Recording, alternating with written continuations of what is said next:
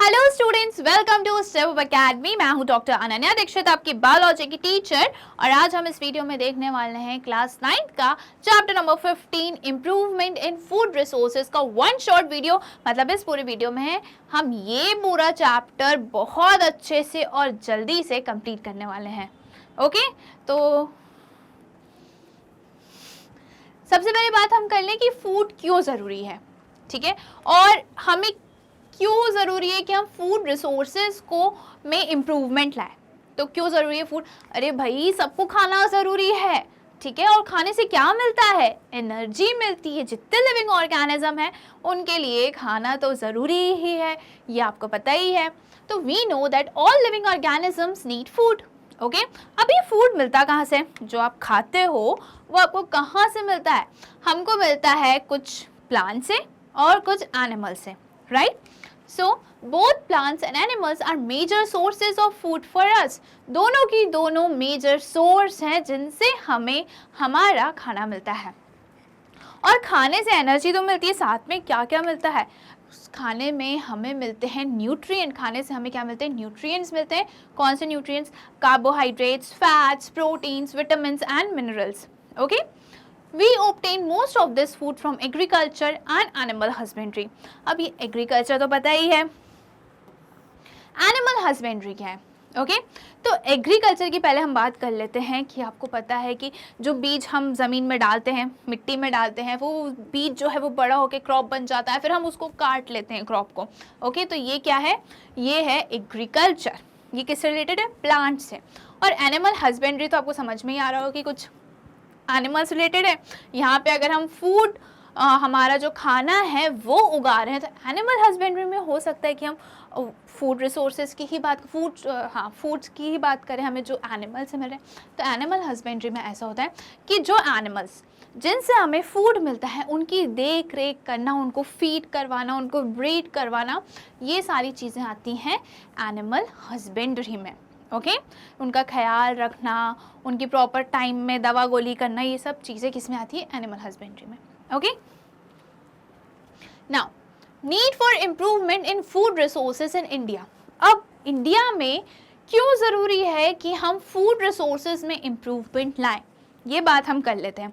अब इंडिया तो आपको पता ही है वर्ल्ड्स पॉपुलस कंट्री है, ठीक है, मोस्ट पॉपुलस कंट्री है। क्यों? अब इतने सारे लोग हैं हमारे इंडिया में और हमारे पास तो पर्टिकुलर एरिया ही है, पर्टिकुलर लैंड साइज ही है, उससे ज़्यादा तो हम बढ़ा नहीं सकते। तो अब इतने लोग हो गए हैं, अब उनकी फूड रिक्वायरमेंट्स को हमें अच्छे से पूरा करना है ना। हम उसमें कुछ भी कॉम्प्रोमाइज़ नहीं कर सकते कि हमने कुछ भी उगा लिया और कुछ भी मार्केट में ले आए और उसे सेल करने लग गए। और किस बेसिस पे? फूड के बेसिस पे, मतलब कि आपको यही फूड कंज्यूम करना है। ओके, तो अब इंडिया जो इतनी पॉपुलस कंट्री, पॉपुलेटेड कंट्री है, उसको अपने जो भी उनके नागरिक हैं, ठीक है, तो इंडियंस जो हैं उनको क्या खाना अच्छे से प्रोवाइड करना है, फूड अच्छे से प्रोवाइड करना है। और इसलिए हम कम एरिया में अच्छे से अच्छा फूड कैसे बना सकते हैं, कैसे ग्रो कर सकते हैं, कैसे कल्टिवेट कर सकते हैं, वो ज़रूरी है। Okay, India is a populous country. Its population is over 1 billion people and it is still growing. India क्या है? पॉपुलस कंट्री हो चुकी है, हमने चाइना को पीछे छोड़ दिया है। और अब ये क्या है? अब जब इतने सारे लोग हो चुके हैं तो ऐसा तो नहीं है कि अब इंडिया क्या ग्रो करना बंद कर देगी, अब बस बहुत हो गया, अब हमें और इंडियंस नहीं चाहिए। ये तो पॉसिबल नहीं है। ये तो क्या प्रोसेस है कि जो कभी ख़त्म नहीं होगी, हम लोग ग्रो करते ही जाएंगे। To meet these requirements, the Green Revolution has contributed in increasing the food grain production. M.S. Swaminathan is regarded as the father of Green Revolution. Green Revolution क्या है? Green से याद रखना कि हम green मतलब plants related, vegetables related, okay, grains related. तो green revolution इसलिए आया था ताकि हाई यील्ड क्रॉप्स जो हैं वो हम बना सकें। ओके, हम कम लैंड में, कम एरिया में अच्छे क्वालिटी के क्रॉप्स को ग्रो कर सकें। तो ये सारी चीज़ें क्या है? ग्रीन रिवॉल्यूशन में आती है। ओके, तो किसने स्टार्ट करा था? फादर कौन है ग्रीन रिवॉल्यूशन के? एम.एस. स्वामीनाथन। ना, the white revolution has led to the better availability of milk. अब वाइट है, वाइट किससे रिलेटेड है? मिल्क से रिलेटेड है। ओके ये इंडिया में स्टार्ट हुआ था ताकि मिल्क का जो प्रोडक्शन है वो बढ़ सके और इंडिया जो है मिल्क प्रोडक्शन का क्या सबसे पहला कंट्री बन सके, ठीक है, ज़्यादा से ज़्यादा मिल्क प्रोडक्शन में ये हेल्प कर सके इंडिया। ओके तो ये था ग्रीन रिवॉल्यूशन और ये था वाइट रिवॉल्यूशन।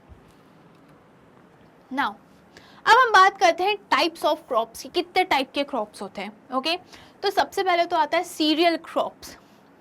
सीरियल क्रॉप्स क्या होते हैं? These plants are cultivated to provide carbohydrate daily energy requirement, example wheat, rice, maize, millets and sorghum. Okay तो क्या होता है ना कि फूड हमें एनर्जी के लिए तो होता ही होता है, बट फूड से हमें न्यूट्रिएंट्स भी मिलते हैं ताकि हम अच्छे से ग्रो कर सकें, हमारी बॉडी डेवलप हो सके, उसके लिए हमें क्या चाहिए? न्यूट्रिएंट्स चाहिए। तो कौन से न्यूट्रिएंट्स होते हैं? वो कार्बोहाइड्रेट्स होते हैं, फैट्स होते हैं, प्रोटीन्स होते हैं, मिनरल्स होते हैं एंड विटामिन्स होते हैं। ओके तो सीरियल क्रॉप्स जो हैं ये ऐसे प्लांट्स होते हैं, ऐसे क्रॉप्स होते हैं जो हमें क्या देते हैं? कार्बोहाइड्रेट्स। और कार्बोहाइड्रेट्स क्या है? एनर्जी गिविंग फूड्स है। ओके तो एग्जाम्पल क्या हो गए? वीट हो गया, राइस हो गया, मेज हो गया, मिलेट्स हो गए, ये सारे एग्जाम्पल हैं। अब दूसरा टाइप देख लेते हैं हम, pulses. These are seeds of crops that can be eaten है, ये कैटन नहीं है, कैटन कोई वर्ड नहीं होता है, eaten to fulfill protein requirement। Okay pulses मतलब क्या? दाल, जितनी भी दाल आती है, हरी, पीली, नीली, काली, जो आप बोलते हो ना, नीली तो नहीं आती है, तो वो दाल है सारी, ठीक है। तो ये क्या करती है? जितनी भी दाल होती है ना, वो हमें क्या प्रोवाइड करती है? वो हमें प्रोवाइड करती हैं प्रोटीन्स। ओके तो इसमें क्या क्या आता है? इसमें आता है ग्राम, चना, पी, मटर, ये सारी चीज़ें आती हैं पल्सेस में। और पल्सेस हमें क्या प्रोवाइड करती हैं? दालें, जो आप नखरे करते हो ना खाने में कि अरे यार मम्मी आज फिर मूंग की दाल बना दी, तुअर की दाल बना दी, आप ये सब तो नाम कुछ बच्चों को नहीं पता होगा, हरी, पीली, काली दाली बोलते होंगे वो, तो वो सारी दालें हमारे लिए ज़रूरी हैं क्योंकि वो हमें प्रोटीन्स प्रोवाइड करती हैं। और ये प्रोटीन्स क्या होते हैं? बॉडी बिल्डिंग फूड्स होते हैं, हमारे ग्रोथ और डेवलपमेंट के लिए ज़रूरी होते हैं। ओके फिर हम बात करते हैं ऑयल सीड्स क्रॉप्स की। ऑयल सीड्स क्रॉप्स, ऑयल और सीड, इससे मतलब समझ में ही आ रहा होगा। ऑयल सीड कौन से होते हैं? ऑयल ऐसे सीड, ऐसे क्रॉप्स जिससे ऑयल बनता है। These plants provide necessary fats and oils, example soyabean, groundnut, sesame and castor oil, castor seeds। Okay तो किस किस से ऑयल मिलता है? आपने सुना होगा सोयाबीन और मस्टर्ड ऑयल, ठीक है, सीसमे ऑयल, तो ये सारे ऑयल सीड्स क्रॉप्स होते हैं। यहाँ पे आपको पिक्चर भी दिख रही होगी। इससे हमें क्या मिलता है? इससे हमें मिलता है नेसेसरी फैट्स। फैट्स जो होते हैं वो भी एनर्जी गिविंग फूड्स होते हैं। Okay now vegetables, spices and fruits. अब ये क्यों ज़रूरी है? यहाँ पे छोटू सा डैश लगाना चाहिए था, बट कोई बात नहीं। ये क्यों ज़रूरी है? These fulfill the requirement of variety of vitamins and minerals। जो वेजिटेबल्स होते हैं ना, ग्रीन वेजिटेबल्स बोलते हैं ना सब, कि हरी सब्जियां खाया करो, स्पाइसेस, फ्रूट्स, ये सबसे हमें क्या मिलता है? हमें विटामिन्स मिलता है एंड मिनरल्स मिलते हैं। ओके सिट्रस फूड, सबको पता है ये सिट्रस फूड से हमें, फ्रूट से हमें क्या मिलता है? फूड से हमें मिलता है विटामिन्स, विटामिन सी मिलता है। Okay with small quantities of proteins, carbohydrates and fats। I don't know कि हर सेंटेंस के पास कॉमा क्यों लगा है, फुल स्टॉप लगना चाहिए था, कोई बात नहीं, ठीक है। तो वेजिटेबल, स्पाइसेस एंड फ्रूट्स हमें प्रोवाइड करते हैं विटामिन्स एंड मिनरल्स, ठीक है। अब fodder crops, fodder crops, these plants are raised as food for the livestock, example berseem, oats और sudan grass etc। अब ये जो है ना, ये कैटल्स के लिए होते हैं, ठीक है, जानवरों के लिए ये क्रॉप्स को ग्रो किया जाता है, कल्टीवेट किया जाता है। जो हम बोलते हैं ना कि गाय क्या भूसा खाती है, तो वो ही क्या होता है? फॉडर क्रॉप्स होते हैं। तो यहाँ पे जो है हमारा टाइप्स ऑफ क्रॉप्स तो हुआ कंप्लीट। अब हम बात करते हैं क्लासिफिकेशन ऑफ क्रॉप्स की। क्रॉप्स जो है ना, दो टाइप में क्लासिफाइड है, एक खरीफ क्रॉप एंड एक राबी क्रॉप, ठीक है। दो टाइप्स में क्लासिफाइड है, खरीफ एंड राबी। खरीफ क्रॉप्स कौन से होते हैं? These crops are grown in hot and rainy seasons. ठीक है, ऐसे क्रॉप्स जिनको हॉट और रेनी सीजन में हम कल्टीवेट करते हैं, मिट्टी में उनके बीज डालते हैं। मिट्टी में बीज कब जाते हैं खरीफ क्रॉप के? रेनी सीजन और समर सीजन। रेनी सीजन में इसलिए जाते हैं ताकि ये जो क्रॉप्स होते हैं इनको पानी की बहुत ज़रूरत होती है, जैसे कि पैडी क्रॉप्स कौन से होते हैं? राइस। ठीक है, तो राइस की सीड्स हम डालते हैं रेनी सीजन में क्योंकि उसको बहुत सारा पानी चाहिए होता है क्रॉप्स को मैच्योर होने के लिए। ओके, तो इनको हम क्या बोलते हैं? Kharif crop. From the month of June to October. Okay, हम कब डालते हैं, कब इनकी खेती करते हैं, कब हम इनकी फार्मिंग करते हैं? हम करते हैं जून से अक्टूबर के बीच में, क्योंकि ये रेनी सीजन होता है। एग्जाम्पल, पैडी मतलब राइस, सोयाबीन, पिजन पी, मेज, cotton, green gram, groundnut, black gram etcetera. तो ये कौन से क्रॉप्स हैं? ये है खरीफ क्रॉप्स। खरीफ क्रॉप्स कौन से होते हैं? जो हॉट और रेनी सीजन में हम जिनको कल्टीवेट करते हैं। ओके, फिर हम बात करते हैं रबी क्रॉप्स की। These crops are grown in dry and winter season. ठीक है, अक्टूबर के बाद क्या आता है? ठंडी आ जाती है, दिवाली, हम हमेशा थोड़ी बहुत तो ठंड पड़ने की लगती है ना? तो उस टाइम पे कौन से क्रॉप्स हम कल्टीवेट करते हैं? हम करते हैं rabi crops. From the month of November to April. Okay, नवंबर में हम इसको मिट्टी में डालते हैं सीड्स को, और अप्रैल में जो क्रॉप्स मैच्योर हो जाते हैं अप्रैल मई में, उनको हम कट कर लेते हैं, हार्वेस्ट कर लेते हैं। राइट, एग्जाम्पल वीट, गेहूं के खेत तो देखे ही होंगे सबने कि वो नवंबर में हम उनको डालते हैं, उनके सीड्स जो हैं हम नवंबर में मिट्टी में डालते हैं, और अप्रैल तक मस्त बढ़िया क्रॉप जो होते हैं वो बड़े बड़े हो जाते हैं, और अप्रैल मई तक उसको कट कर लेते हैं। Gram, pea, mustard, linseed, barley, ये सारे कौन से क्रॉप्स हैं? ये सारे हैं rabi crops. Okay, improvement in crop yield. अब क्रॉप यील्ड में हम इम्प्रूवमेंट कैसे कर सकते हैं वो हम देखते हैं। Okay, accordingly the major group of activities for crop yield can be classified as. ठीक है, जो क्रॉप यील्ड के इम्प्रूवमेंट के लिए ये तीन चीज जो है ये जरूरी है। कौन सी? क्रॉप वैरायटी इम्प्रूवमेंट, कि हम जो सीड यूज कर रहे हैं वो अच्छी क्वालिटी का होना चाहिए। ठीक है, जब हम सीड्स अच्छे यूज करेंगे तो जब वो सीड्स मैच्योर हो जाएंगे, क्रॉप्स बन जाएंगे, तो वो क्रॉप्स कैसे होंगे? वो भी, उनकी क्वालिटी भी कैसी होगी? अच्छी होगी। Okay, crop production management. अब हमें ये क्रॉप प्रोडक्शन मैनेज करना पड़ेगा। कैसे करेंगे वो हम देखेंगे अभी आगे। ठीक है, क्रॉप प्रोटेक्शन मैनेजमेंट, प्रोडक्शन कैसे करना है वो देखेंगे। अब ये जो क्रॉप प्रोड्यूस हो गए हैं उनको प्रोटेक्ट करके रखना है। आपने अपने घर में देखा होगा कि अगर कुछ चीज़ें काफ़ी दिन तक यूज़ नहीं हो रही हैं तो उसमें हमें कीड़े दिखने लगते हैं, इल्लियाँ दिखने लगती हैं, तो हमें क्रॉप को प्रोटेक्ट करके रखना है। सिर्फ ये इंसेक्ट से ही नहीं, हमें पेस्ट से भी इनको क्या प्रोटेक्ट करके रखना है। ठीक है, तो क्या क्या चीज़ें हैं जो हमें ध्यान में रखनी है जिससे ये क्रॉप जो है वो प्रोटेक्ट होके रख सकते हैं। अब नोट क्या दिया है यहाँ पे वो देख लेते हैं। In India there has been a 4 time increase in the production of food grains from 1952 to 2010 with only 25 increase in the cultivable land area. It was achieved by the improvement in crop yields. Okay, तो इसमें क्या बताया गया है कि India जो है उसने अपने क्रॉप प्रोडक्शन 4 गुना ज़्यादा बढ़ा लिए। कौन से ईयर में? 1952 से टू 2010 में इनकी जो क्रॉप प्रोडक्शन रेट है वो 4 टाइम्स बढ़ गया। और लैंड कितना है? ओनली 25%। ठीक है, नहीं सॉरी, लैंड ज़्यादा है पर लैंड जो है वो सिर्फ 25% बढ़ाया, बट क्रॉप प्रोडक्शन जो है वो 4 टाइम्स बढ़ गया। ओके, कैसे अचीव हुआ ये? बस ऐसे ही कि जो क्रॉप यील्ड्स हैं हमने उनमें इम्प्रूवमेंट किया कि हम क्रॉप कैसे ग्रो करें, उसमें हमने थोड़ा इम्प्रोवाइजेशन किया। Now crop variety improvement. अब क्रॉप की वैरायटी हम कैसे इम्प्रूव कर सकते हैं? The main aim of this practice is to find a variety of crop which can withstand different situation like high soil salinity, diverse climatic conditions and water availability, drought and flood. अब हमें ऐसे crop की variety choose करनी है। ठीक है, हम एकदम मरे हुए क्रॉप्स नहीं यूज करेंगे। ठीक है, कि उसको आप कोई भी वो जरा सा पानी आया, हमने ही पानी डाला तो वो पानी के साथ बह गया, हवा के साथ उड़ गया, है ना।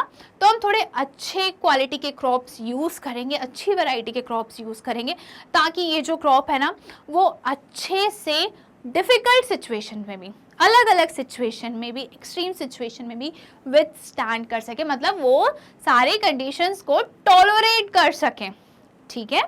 तो ये बात हुई किसी क्रॉप यील्ड की। तो कैसे हो सकती है, हाई सॉइल सैलिनिटी, और अगर ड्राफ्ट की कंडीशन आ गई या फ्लड की कंडीशन आ गई उसके लिए। नाउ क्रॉप वैरायटी इंप्रूवमेंट, अब हम ये कैसे कर सकते हैं। सबसे पहले बात आएगी हाइब्रिडाइजेशन की। हाइब्रिडाइजेशन क्या होता है, it is the crossing between genetically dissimilar plants to produce a new plant और हाई यील्ड वैरायटी, जिसे हम HYV भी बोलते हैं। It is further of following types. Hybridization क्या होता है, जब हम दो अलग प्लांट्स को, अब वो दो प्लांट्स अलग कैसे हैं, प्लांट्स के जो जीन्स है वो ही एकदम अलग अलग है, ठीक है, वो ही डिफरेंट है, दो डिफरेंट जेनेटिकल प्लांट्स को हमने क्रॉस करवाया और हमें क्या मिल गया, high yielding variety of crops मिल गए। ओके, अब ये दो टाइप के हैं। There are two ways to incorporate desire, अच्छा ये फिर से आ गई बात, ओके कोई बात नहीं, next slide. Intravarietal, the cross is made between two plants belonging of two different varieties of crops. It is the most common method used in plant breeding. Okay, तो intervarietal variety, दो different variety के crops हम क्या कर रहे हैं, use कर रहे हैं। Okay, interspecific, the cross is made between the two plants belonging to two different species of the same genus. Okay, variety में क्या हुआ कि हम दो अलग अलग वैरायटी के प्लांट्स को क्रॉस करवा रहे हैं। इंटरस्पेसिफिक क्या होगा कि हमने दो अलग अलग स्पीशीज, ठीक है, डिफरेंट स्पीशीज के क्रॉप्स लिए, उनको प्लांट्स लिए और उनको क्या किया, क्रॉस करवाया, बट वो कैसे हैं, सेम जीनस के हैं, स्पीशीज अलग है बट जीनस एक ही है। Intergeneric, the cross is made between plants belonging to different gender. Okay, the cross is made between plants belonging to different gender. Now, अब एक हमने क्या पढ़ दिया, हाइब्रिडाइजेशन। अब दूसरा आता है genetically modified crops. It involves the manipulation of crop plants for increasing there yield, improving quality, sustainability. Example, genetically manipulated provide desired characteristics in the crop. Okay, जिसको हम बोलते हैं GMO, जिसको हम क्या बोलते हैं, GMO, genetically modified crops।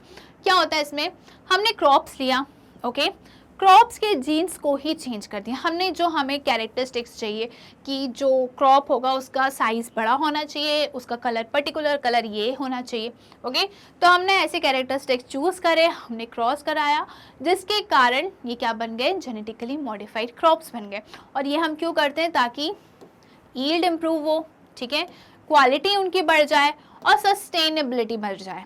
Okay, sustainability बढ़ जाए, इस कारण से हम जेनेटिकली मॉडिफाइड क्रॉप्स को मैनिपुलेट करते हैं। ओके, और इसके कारण क्या होता है कि हमें जो भी कैरेक्टरिस्टिक्स चाहिए क्रॉप में वो हमें मिल जाता है। Next, some of the factors for which crop variety improvement is done are as follows. Okay, कुछ ऐसे फैक्टर्स जिसके कारण क्रॉप वैरायटी को हम बढ़ा सकते हैं। हायर यील्ड, हेडिंग तो पढ़ी नहीं, factors crop variety improvement. Okay, variety improvement is done to increase the productivity of the crop per एकड़, ठीक है। हाई यील्ड का मतलब क्या होता है कि हम क्रॉप की वैरायटी को इम्प्रूव कर रहे हैं, ताकि जितना हमारे पास एरिया है, सपोज अगर हमारे पास क्रॉप पर एकड़ है तो उसकी प्रोडक्टिविटी बढ़ जाए, ठीक है। क्या करना है हमें, हायर यील्ड में क्या करना है, हमें वैरायटी को इम्प्रूव करना है, ताकि जो एरिया है उस पर्टिकुलर एरिया में हम प्रोडक्शन ज़्यादा कर सकें। ओके, तो ये क्या हो गया, higher yield increases the productivity of the crop per एकड़। Improve quality, the definition of quality is different for different crops. Okay, तो क्वालिटी को इम्प्रूव करना है। अब जितने भी क्रॉप्स हैं वो अलग अलग हैं, हर क्रॉप्स की इम्प्रूवमेंट मतलब उनमें इम्प्रूव कैसे होना चाहिए वो उसकी डेफिनेशन अलग है। ओके, हायर यील्ड मतलब समझ में आ गया कि पर्टिकुलर एरिया में हमने वैरायटी को इम्प्रूव करा, क्रॉप वैरायटी को इम्प्रूव करा, जिसके कारण हमारी प्रोडक्टिविटी बढ़ गई। प्रोडक्टिविटी तो बढ़ गई, अब हमें क्वालिटी भी तो इम्प्रूव करनी है, सिर्फ प्रोडक्टिविटी तो नहीं बढ़ानी। अगर हमने प्रोडक्टिविटी बढ़ा ली और क्वालिटी अच्छी ही नहीं हुई, है ना, कोई कंज्यूम ही नहीं कर रहा है, तो क्या मतलब है ना, हमारी तो पूरी मेहनत बेकार हो जाएगी। नेक्स्ट, अब हम बात करते हैं फैक्टर्स क्रॉप वैरायटी इम्प्रूवमेंट। तो कौन कौन से फैक्टर्स होते हैं? तो सबसे पहले होता है biotic and abiotic resistance. Biotic stress and abiotic stress कौन सा होता है? बायोटिक कौन सा हो गया? बायो मीन्स लाइफ, ठीक है, जो लिविंग बींग्स हैं वो स्ट्रेस कॉज कर रहे हैं। तो लिविंग ऑर्गेनिज्म कौन कौन से हो सकते हैं? एनिमल्स हो सकता है, इंसेक्ट्स होते हैं, नेमाटोड्स होते हैं, ठीक है। और एबायोटिक स्ट्रेस क्या हो गया? जिनके जो जिंदा नहीं है, जो लिविंग नहीं है। Okay, salinity, salinity, water logging, heat, cold and frost, ये बात हो गई। Change in maturity duration, short duration or period between sowing and harvesting makes a crop more economical. It allows the farmer to grow, multiply multiple rounds of crop in a year. Okay? अब क्या होता है कि हमने अगर maturity duration को ही change कर दिया, कुछ क्रॉप्स ले रहे ये जल्दी मेच्योर हो जाते हैं तो इनको हम यूज़ करते हैं, ऐसे क्रॉप वैरायटी हम यूज़ करते हैं। तो इसके क्या कारण क्या होगा कि जो फार्मर है उसके पास सोइंग और हार्वेस्टिंग का टाइम जो है वो क्या हो जाएगा? कम हो जाएगा, ठीक है। जैसे इसने आज सो करा है तो 2-3 महीने बाद ये इसको हार्वेस्ट कर सकता है, तो ये क्या हो गया? हमने मेच्योरिटी ड्यूरेशन को कम कर दिया।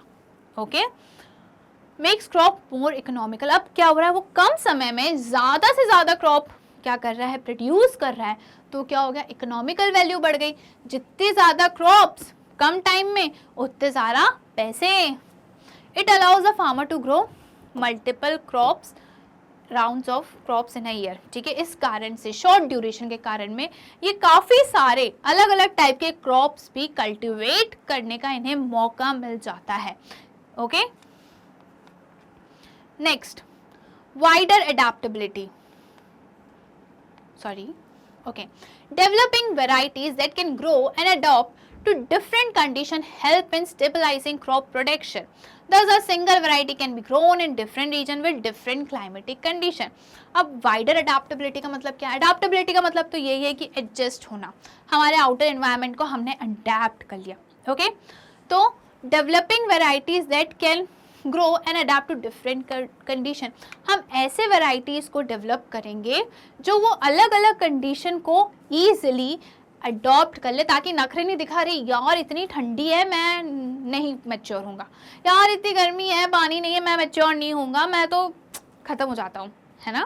तो ऐसे क्रॉप्स हमें नहीं चाहिए, हमें ऐसे चाहिए जो हर कंडीशन में स्टेबिलिटी मेंटेन करके रहें। ठीक है यार चलता है, देख ही जाएगी, गर्मी तो है कोई बात नहीं, है ना।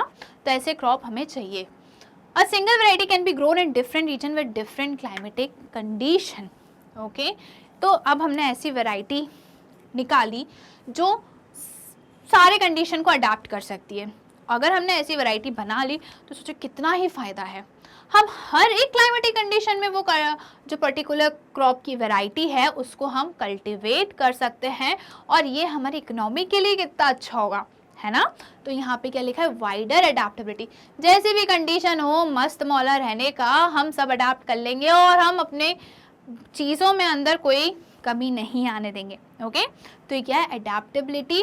और अगर हमें ऐसा क्रॉप मिल जाता है तो हम कितना भी बुरा क्लाइमेटिक कंडीशन हो, एक्सट्रीम क्लाइमेटिक कंडीशन हो, उसमें भी वो क्रॉप क्या हो जाएगा? स्टेबिलिटी दिखाएगा और मैच्योर होगा।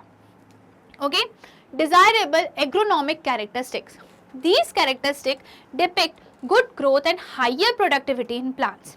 ओके, तो ये जो एग्रोनॉमिक कैरेक्टरिस्टिक्स होते हैं वो क्या करते हैं? अच्छी ग्रोथ दिखाते हैं और प्रोडक्टिविटी कैसी हो जाती है? बढ़ जाती है, ठीक है। In plants tallness and profuse branching are preferred characters for fodder crops. Dwarfness is desired in cereals. Okay, तो जो फूडर क्रॉप्स होते हैं उनकी क्या क्या डिज़ायरेबल कैरेक्टरिस्टिक्स होते हैं कि वो एक तो बहुत लंबे हों और उनकी ब्रांचेस बहुत सारी हो। ओके, ये फूडर क्रॉप की डिज़ायरेबल कैरेक्टरिस्टिक्स हैं। वहीं जो सीरियल्स हैं उनकी क्या है कि डॉर्फ रहे। ओके, डॉर्फ मतलब short, tall and dwarf, tall मतलब लंबा और शॉर्ट मतलब डॉर्फ मतलब शॉर्ट। ओके, तो सीरियल्स का क्या सोचते हैं कि डॉर्फ रहे। अब अगर पेड़ सीरियल्स का बड़ा होगा तो पानी ज़्यादा लेगा, उसको स्पेस ज़्यादा चाहिए, है ना, तो इसलिए सीरियल्स का डॉर्फ ही सही है कि भाई तू छोटा ही रहे, हमें उसको हार्वेस्ट करने में भी दिक्कत नहीं आएगी, है ना, हमें उसे हार्वेस्ट करने में दिक्कत नहीं आएगी, सबको भरपूर पानी मिलेगा, कोई स्पेस की कचकच मिचमिच नहीं होगी। तो इसलिए डिज़ायरेबल इकोनॉमिक कैरेक्टरिस्टिक्स जो होते हैं वो हेल्पफुल होते हैं और डॉर्फनेस हमें किस में चाहिए रहता है, सीरियल क्रॉप्स में। Now crop production management. अब क्रॉप प्रोडक्शन को हम मैनेज कैसे करें, ठीक है, कि हम कम टाइम में क्रॉप प्रोड्यूस करें और अच्छी क्वालिटी की क्रॉप प्रोड्यूस करें और मल्टीपल क्रॉप प्रोड्यूस करें, तो वो हम देखने वाले हैं इस टॉपिक में। Okay, it involves the control of various aspect of crop production for the best yield. क्या करता है ये कंट्रोल करता है क्रॉप प्रोडक्शन के हर एक एस्पेक्ट को, ओके, हर एक नज़रिए को कि क्रॉप प्रोडक्शन को हम कैसे इम्प्रूव कर सकते हैं। तो हर एक नज़रिए को ये क्या कर रहा है, कंट्रोल कर रहा है, इन्वॉल्व कर रहा है, ताकि जो यील्ड हो, जो क्रॉप निकले, बने, प्रोड्यूस हो, वो कैसे हो, अच्छे हों, ठीक है, ज़्यादा से ज़्यादा हों। It requires skillful dealing with almost all aspects of crop production. तो ये जो वेरियस मल्टीपल एस्पेक्ट्स हैं क्रॉप प्रोडक्शन के, उसको क्या चाहिए, एक कुछ दिमाग वाला स्किलफुल, ठीक है, स्किल के सहित हमें, स्किल के साथ हमें क्या करना है, हेल्प करना है, डील करना है क्रॉप प्रोडक्शन मैनेजमेंट को।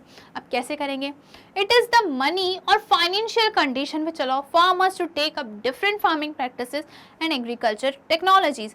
There is a correlation between higher inputs and yields. Okay, तो क्या होता है, अब बेचारे फार्मर्स जो हैं वो किस टाइप के क्रॉप्स यूज़ कर रहे हैं, कौन से कल्टीवेट कर रहे हैं, उनके पास एग्रीकल्चर टेक्नोलॉजीज कैसी हैं, वो सब किस पे डिपेंड करता है, मनी पे। हर चीज़ जो है वो किस पे डिपेंड करती है, मनी पे डिपेंड करती है। ओके, तो अगर उनके पास, फार्मर्स के पास अगर इकोनॉमिकली वो स्ट्रॉन्ग होंगे, साउंड होंगे, तो वो क्या अलग अलग प्रैक्टिसेस करेंगे, ठीक है, और अच्छे एग्रीकल्चर टेक्नोलॉजीज़ यूज़ करेंगे। वहीं जो फार्मर्स के पास थोड़े कम पैसे हैं, पैसे नहीं हैं, तो बेचारे क्या सोचते हैं कि मैं ये क्रॉप एक बार ग्रो करके देखता हूँ, कल्टीवेट करके देखता हूँ, एक बार ये वाला करके देखता हूँ, शायद इससे कुछ मेरी अर्निंग हो जाए, है ना, और उनके पास टेक्नोलॉजीज़ भी अलग होते हैं। Now the purchasing capacity of farmer for input decide cropping system and production practices. Thus production practices can be grouped at 3 level. Okay, तो farmers की जो purchasing capacity होती है, ठीक है, वो कितना purchase कर सकते हैं, वो क्या decide करते हैं, cropping system and production practices. Okay, तो purchasing farmers की कितना वो खरीद सकते हैं, कौन से वैरायटी का क्रॉप वो खरीद रहे हैं, वो सब चीज़ें डिपेंड करती हैं किस पे, प्रोडक्शन एंड मैनेजमेंट में। 10 production practices can be group. अब इसको 3 लेवल में हम ग्रुप कर सकते हैं, no cost, low cost and high cost, ठीक है, या तो कोई कॉस्ट नहीं, या तो सबसे कम कॉस्ट वाला, या फिर सबसे हाई कॉस्ट वाला। Production practices, crop production management includes management of nutrients, irrigation and cropping pattern. Okay, तो मैनेजमेंट क्या क्या इंक्लूड करता है कि प्लांट्स को, क्रॉप्स को न्यूट्रिएंट्स चाहिए होते हैं, किससे मिलता है, सॉइल से, पानी, इरिगेशन मतलब वाटर सप्लाई, फिर क्रॉपिंग पैटर्न कि अभी हमने ये वाला क्रॉप ग्रो कर दिया, अभी हमने ये वाला क्रॉप कर दिया। क्रॉपिंग पैटर्न मतलब अलग अलग मल्टीपल क्रॉप्स को हम कल्टीवेट कर दें एक जितना भी लैंड है हमारे पास, जितना भी अवेलेबल लैंड है उनमें, ताकि प्रोडक्शन ज़्यादा से ज़्यादा हो सके। ओके, अब मेरे हाथ में तो ये है, बट फिर भी मेरी आदत उसी से चेंज करने की, कोई बात नहीं, अब याद रखूँगी कि मेरे हाथ में ये टुनटुना है। ओके, ठीक है, अब हम बात करते हैं न्यूट्रिएंट मैनेजमेंट की, क्योंकि ये किस लिए ज़रूरी है, ये हमने देखा है क्रॉप प्रोडक्शन मैनेजमेंट का एक इम्पॉर्टेंट पार्ट है। तो न्यूट्रिएंट्स क्या होते हैं? Nutrients are the inorganic elements which are supplied to plants by air, water and soil नहीं है ये, सॉइल है, हो जाता ही गलती, कोई बात नहीं, ठीक है। Essential plant nutrients are divided into two categories which are as follows, ठीक है। तो न्यूट्रिएंट जो है वो इनऑर्गेनिक एलिमेंट्स है। अब ये टर्म तो बहुत सुना, इनऑर्गेनिक और ऑर्गेनिक का मतलब है ना, इनऑर्गेनिक और ऑर्गेनिक का मतलब तो बहुत सुना है, पर क्या होता है ये कोई बताता नहीं है और हम जानने की कोशिश भी नहीं करते, क्या ज़रूरत है जानने की। तो ऑर्गेनिक का मतलब होता है कि ऐसा कोई कंपाउंड जिसमें कार्बन भी हो, हाइड्रोजन भी हो और ऑक्सीजन भी हो, ओके। और इनऑर्गेनिक होता है कि अगर इन तीनों में से कोई भी एक मॉलिक्यूल मिसिंग है, that is known as inorganic, ठीक है। या तो H2 हो जाएगा, है ना, या फिर हो जाएगा CO2, राइट, या हो जाएगा नाइट्रोजन, तो ये इनऑर्गेनिक कंपाउंड्स है, ओके फाइन। सॉइल में ठीक कर देती हूँ। तो ये जो न्यूट्रिएंट्स हैं ये प्लांट्स को कहाँ से मिलते हैं? एयर से मिलते हैं, वाटर से मिलते हैं एंड ऑफ कोर्स सॉइल से, ओके। तो दो टाइप के न्यूट्रिएंट्स होते हैं जो प्लांट को ज़रूरी होते हैं। कौन से? कैटेगराइज्ड हमने करके रखा है, macro nutrients and micro. Macro मतलब जो ज़्यादा चाहिए होते हैं। These are utilized by plants in large quantities, ठीक है। क्रॉप को बढ़ने के लिए, प्लांट्स को मैच्योर होने के लिए, अपनी अच्छे से ग्रोथ दिखाने के लिए, सुंदर रहने के लिए ये न्यूट्रिएंट्स ज़्यादा लार्ज क्वांटिटी में चाहिए होते हैं, ओके। तो कौन से ऐसे न्यूट्रिएंट्स हैं, इसलिए इनको हम क्या बोलते हैं? पहले तो macro nutrients. These include 6 nutrients, total 6 nutrients होते हैं, ठीक है। टोटल 6 न्यूट्रिएंट्स हैं, तो ये हमें अच्छे से याद कर लेना है। बिल्कुल हमें इसमें ना वो नहीं करनी कंजूसी कि हम 3 याद करके एक्सेट्रा लिख देंगे, तो नहीं, अच्छे से याद कर लो। Nitrogen, phosphorus, potassium, calcium, magnesium and sulphur, okay.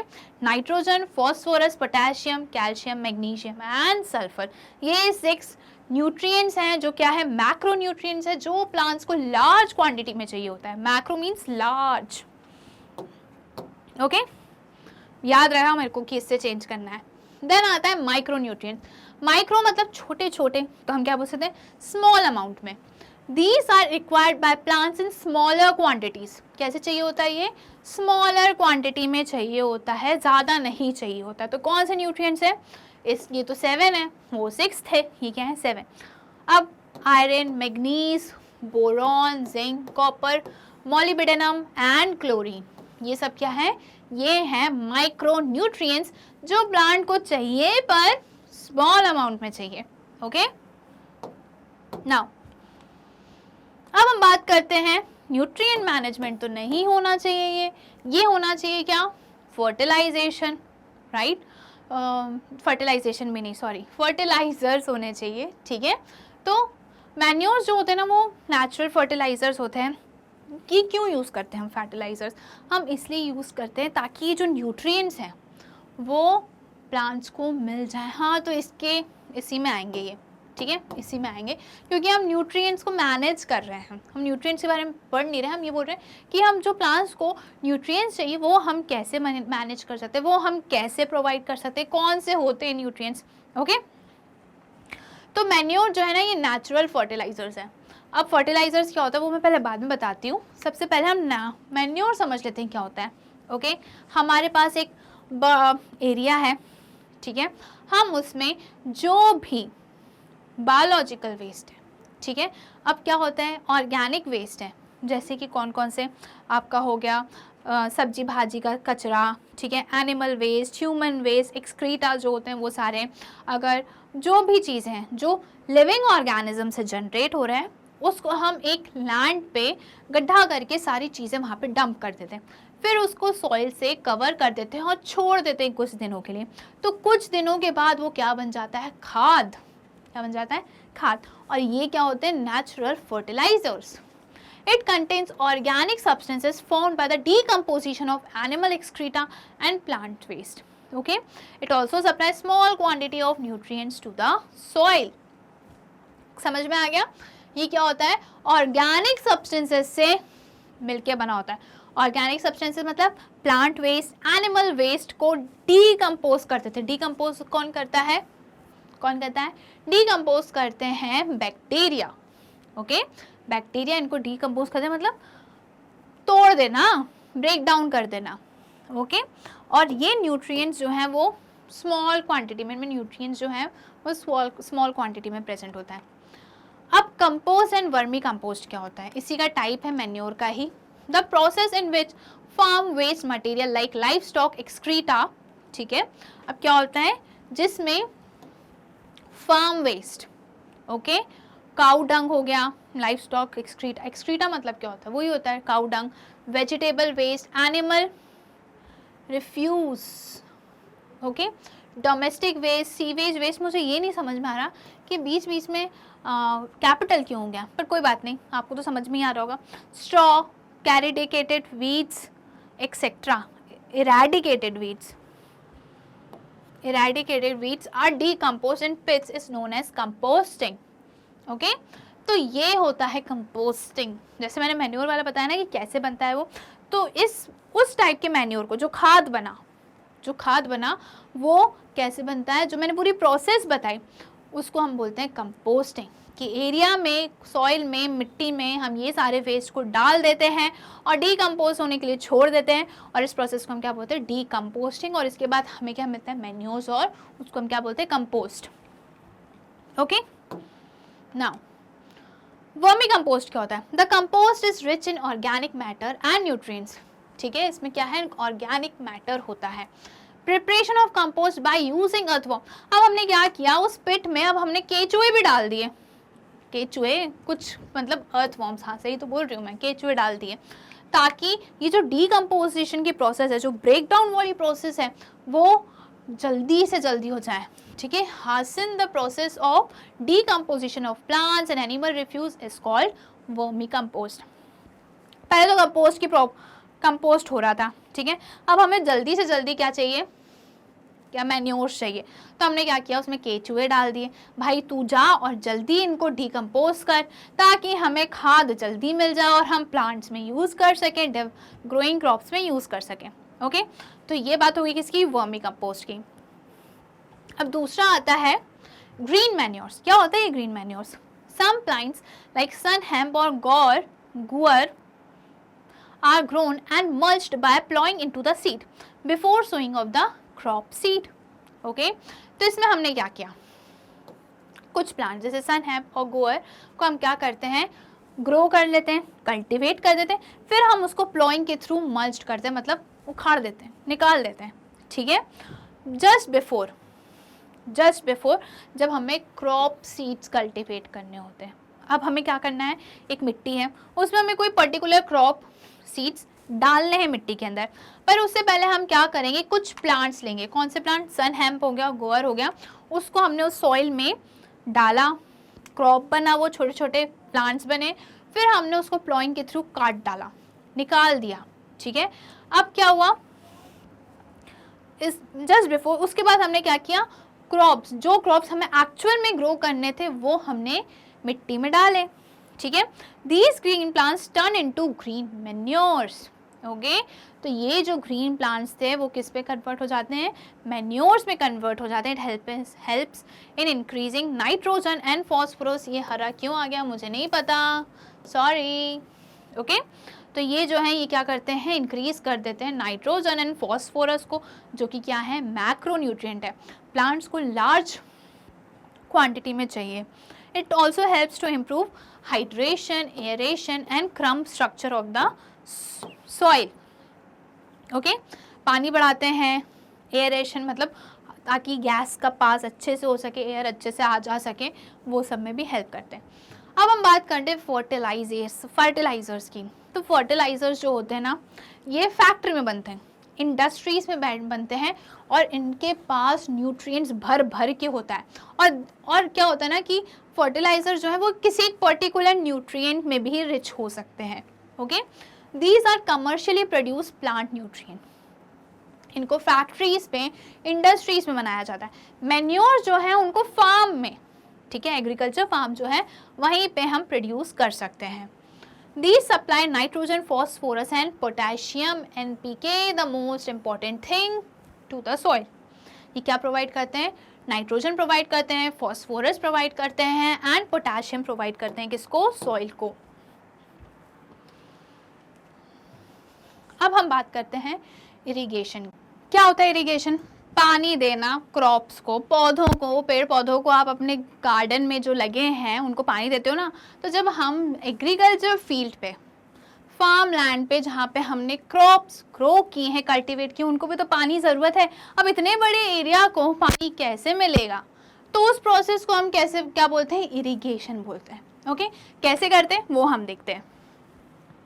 The process of supplying water to crop plants in the field by means of canals, reservoir wells, tube wells etc. is called irrigation. पानी supply करने की process को हम क्या बोलते हैं? Irrigation. The type of water resources available for agriculture purposes are as follows. ठीक है, अब कैसे कैसे वाटर रिसोर्सेज अवेलेबल है, कहाँ से वाटर हमें मिल रहा है वो हम देखते हैं। तो सबसे पहले आते हैं वेल्स की बात। कुआं तो सुना ही होगा, देखा भी होगा। Okay, These are constructed where groundwater is present for irrigation. ठीक है, जब भी धरती के अंदर पानी प्रेजेंट है, ठीक है, पानी अच्छा खासा है, तो वहाँ पे क्या बना लेते हैं? कुआं बना देते हैं, और उस कुएं में पानी आधा जाता है ग्राउंड से, अंडरग्राउंड वाटर से, और वो पानी को किसके लिए यूज़ करते हैं? इरिगेशन के लिए। अब ये दो टाइप के होते हैं, dug well and tube well. Dug well is collected from water bearing strata. Okay, ये क्या है? डग वेल है। ट्यूब वेल जो water can be drawn from deeper strata using pumps.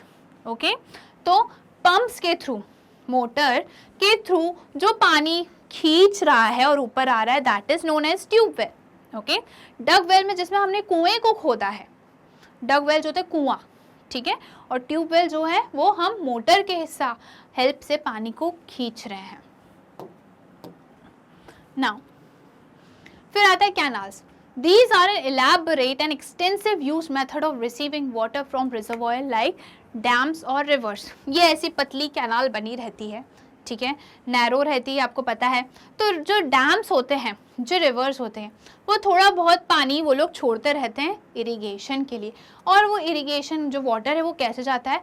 Canal के थ्रू एग्रीकल्चर लैंड तक पहुंचता है। Okay, फिर river lift system. Here water is directly drawn from the river for supplementing irrigation in area close to river.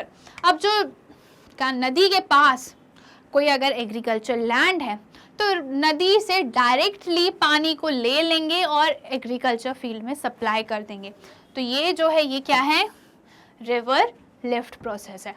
Okay, tanks. These are small storage reservoir. These catch and store the runoff of small catchment area. ठीक है, अब छोटे छोटे tanks होते हैं, उसमें ये लोग पानी भर के रख लेते हैं।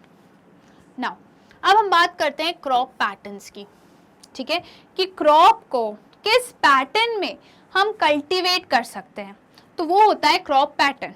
It involves raising crops so as to obtain maximum benefit from the same piece of land.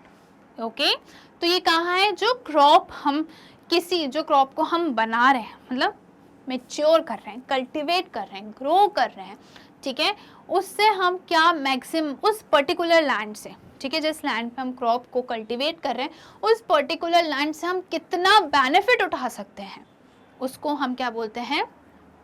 Crop pattern. It reduces the risk of crop failure.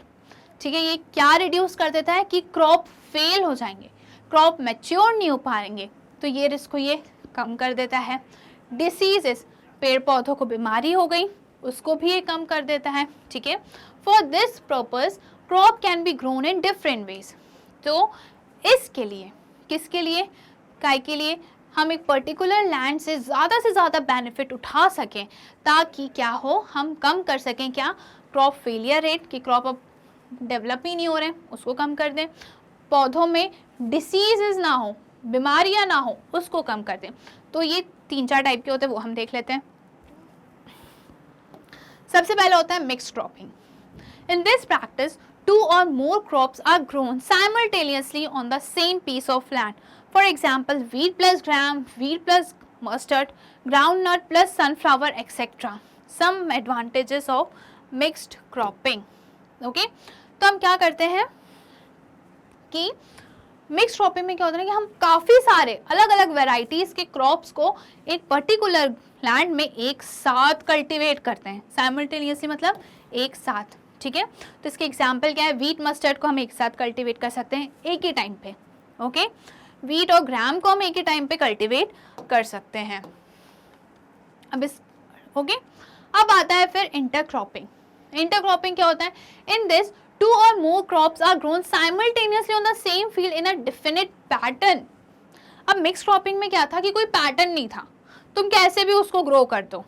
ठीक है, बट ये जो इंटरक्रॉपिंग है इसलिए उसका नाम क्या है, मिक्स्ड इंटरक्रॉपिंग है. इसमें 2 क्रॉप्स, ठीक है, 2 या 2 से ज़्यादा क्रॉप्स को हम कल्टीवेट तो कर सकते हैं, ग्रो तो कर सकते हैं, बट एक डेफिनेट पैटर्न में कि ये वाली रो जो है ये सिर्फ किसकी होगी, सपोज कोई एक पर्टिकुलर क्रॉप्स की होगी, और ये वाली जो रो है वो जैसे वीट और हमने क्या देखा था, ग्राम, है ना, वीट और मस्टर्ड, वीट और ग्राम.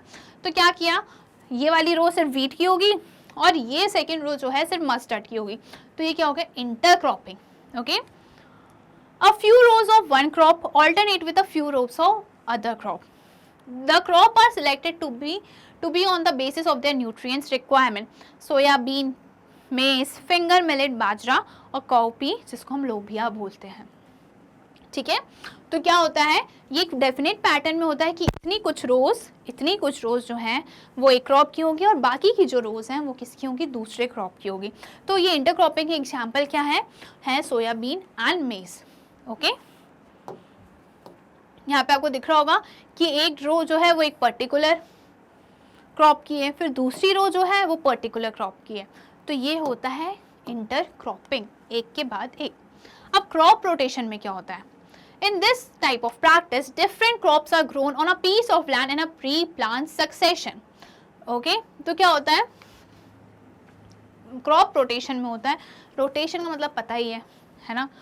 तो हमने एक बार एक पर्टिकुलर क्रॉप कल्टीवेट किया, उसको निकाल लिया, हार्वेस्ट कर लिया मैच्योर होने पर, फिर जब अब दूसरे बार में हम दूसरी वैरायटी के क्रॉप्स को कल्टीवेट करेंगे.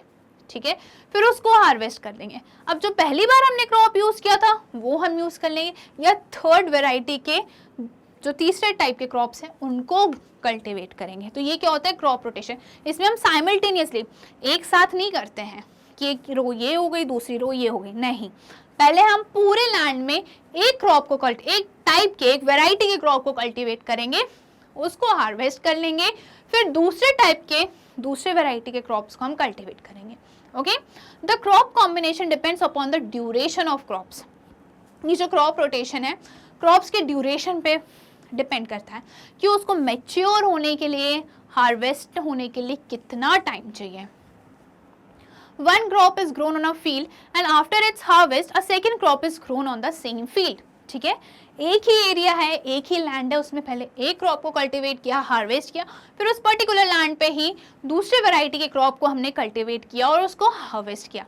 This can also followed by a third crop. या तो हम ये 1 2 1 2 कर सकते हैं, या तो 1 2 3 1 2 3 कर सकते हैं. ओके, ये हो गई किसकी बात, क्रॉप रोटेशन की. और हमने किसकी बात करी, क्रॉप प्रोडक्शन मैनेजमेंट की.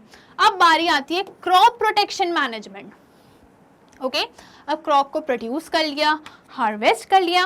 अब हार्वेस्ट करने के बाद इतना सारे जो ग्रेन्स हैं उनको हम कैसे प्रोटेक्ट करके रखें. ओके, कैसे स्टोर करके रखें भैया, उसमें कीड़े इल्ली विल्ली ना पड़े. In fields crops have to be protected. Okay, हम पहले फील्ड्स की बात कर लेते हैं. अब जो क्रॉप डेवलप हो रहे हैं उसमें भी तो इल्लियाँ लग सकती हैं, उसमें भी कीड़े लग सकते हैं. ठीक है, अनवांटेड प्लांट्स भी, अनडिजायरेबल प्लांट्स भी जो हैं वो भी ग्रो करते हैं साथ साथ. तो वो कैसे हटाएं, from weeds, insects, pests and diseases. Crop protection management includes method to reduce such kind of infestation. इस टाइप की इन्वेस्टेशन, इस टाइप की चीज़ों को हमें रोकना है, प्रिवेंट करना है. कौन कौन सी, पेस्ट हो गई, डिसीजेस हो गई, वीड्स हो गई, इंसेक्ट्स हो गई. Okay, weeds, these are the unwanted plants. ये क्या है, अनडिजायरेबल प्लांट्स हैं that in the cultivated field. जो फील्ड है जिसमें हमने डिजायरेबल क्रॉप्स कल्टिवेट करे हैं, उसी पर्टिकुलर फील्ड में क्रॉप के साथ ही, डिजायरेबल क्रॉप के साथ ही अनडिजायरेबल प्लांट्स भी कल्टिवेट हो गए हैं। These compete with crops for food, space and light. Okay? तो ये जो weeds हैं वो कंपटीशन करेंगे, भैया उसको भी जगह चाहिए, उसको भी न्यूट्रिएंट्स चाहिए, उसको भी पानी चाहिए, तो वो तो कंपटीशन करेगा ना, वो तो अपनी चीज़ें सारी न्यूट्रिएंट्स अब्जॉर्ब कर लेगा। तो जो ग्रोइंग क्रॉप्स हैं, डिजायरेबल ग्रोइंग क्रॉप्स हैं, उनको ये सब चीज़ मिलेगी बट कम मिलेगी। ओके, एग्जाम्पल क्या हो गया, ज़ैंथियम, गोखरू, देखा होगा गाय की पूंछ में चिपका रहता है ब्राउन सा, तो ये क्या है, गोखरू। ओके, पेरेथिनियम, गाजर घास, साइपेरिनस, रोटुंडस, मोथा, amaranthus, chenopodium, wild oat etcetera. Okay, तो इसको हम कैसे रिमूव कर सकते हैं, मैकेनिकल मेथड से और प्रिवेंटिव मेथड से। ओके, फिर आते हैं इंसेक्ट और पेस्ट की बात। They affect the health of crop and reduce its yield. इल्लियाँ लग गई, कीड़े लग गए पेड़ में, है ना, कोई पेस्ट ने आगे खा लिया, चूहे वूहे ने खा लिया, बैट्स ने खा लिया, तो ये क्या हो गया, इससे भी हमें प्रोटेक्ट करके रखना है। फिर आते हैं crop diseases. Diseases in plants are caused by pathogen such as bacteria, fungi and viruses. जैसे बीमारी हमारे अंदर होती हैं वैसे ही प्लांट्स में भी होती हैं, और किसके कारण होती हैं, वो होती हैं बैक्टीरिया, फंगाई या फिर वायरसेस के कारण। These pathogens are present in and transmitted through the soil, water and air. अब ये ट्रांसमिट कैसे होती हैं, पानी से, मिट्टी से या हवा से। Crop disease can be controlled by the use of pesticides like herbicides, insecticides and fungicides. Okay, तो क्रॉप डिसीजेस को हम कीटनाशक या जो भी दवाइयाँ आती हैं उससे हम क्रॉप्स को डिसीजेस से प्रिवेंट करके रख सकते हैं। ओके, अब आता है स्टोरेज ऑफ ग्रेन्स। ये भी किस में आता है, crop production and crop protection management में होता है। During storage of grain high losses can occur in agriculture produce factor responsible. अब क्या होता है कि जब हम ग्रेन्स को स्टोर करके रख रहे हैं तो उसमें क्या हो सकता है ना कि गड़बड़ी हो सकती है। पहले तो हमें ये देखना है कि मॉइस्चर कंटेंट नहीं होना चाहिए। अगर मॉइस्चर कंटेंट होगा थोड़ा भी, अगर वो क्रॉप्स जो हैं वो अच्छे से ड्राई नहीं हुए, जो ग्रेन्स हैं वो अच्छे से ड्राई नहीं हुए, तो उसमें कीड़े जल्दी लग सकते हैं। तो इसके दो टाइप होते हैं, biotic factors and abiotic factors. This includes rodents, fungi, insects, mites and bacteria. Okay? फिर सेकेंड होता है abiotic factors. This include inappropriate moisture and temperature condition in the place of storage. Okay, तो जहाँ पे भी हम ग्रेन्स को store करके रखते हैं वहाँ का टेम्परेचर जो है वो अप्रोप्रिएट होना चाहिए, है ना। मॉइस्चर कंटेंट जो है वो ज़्यादा नहीं होना चाहिए, क्योंकि अगर टेम्परेचर अच्छा नहीं होगा, अप्रोप्रिएट टेम्परेचर नहीं होगा, ऑप्टिमम टेम्परेचर नहीं होगा, मॉइस्चर कंटेंट ज़्यादा होगा, तो हमारे जो ग्रेन्स हैं वो ख़राब हो सकते हैं। ओके, अब हम बात करते हैं एनिमल हस्बेंड्री की। ओके, तो यहाँ पे जो है हमारा एग्रीकल्चर हो गया कंप्लीट। अब बात करते हैं एनिमल हस्बेंड्री की। क्या होता है ये एनिमल हस्बेंड्री का मतलब होता है कि हम एनिमल्स की केयर कर रहे हैं, उनको ब्रीड करवा रहे हैं, उनको फीड करवा रहे हैं ताकि उनसे हमें प्रॉफिट मिल सके। That is known as animal husbandry. Okay, अरे यहाँ पे थोड़ा सा देख लीजिए, यहाँ पे कितनी अच्छी गाय ने सेल्फी ली है खुद की, है ना। कोई फोटो खिंचवाना चाहता है क्या? चलो, अब क्या होता है, it is the scientific management of animal life stock. ये क्या है, साइंटिफिक मैनेजमेंट है एनिमल लाइफ स्टॉक का। लाइफ स्टॉक का मतलब होता है पशुपालन करना।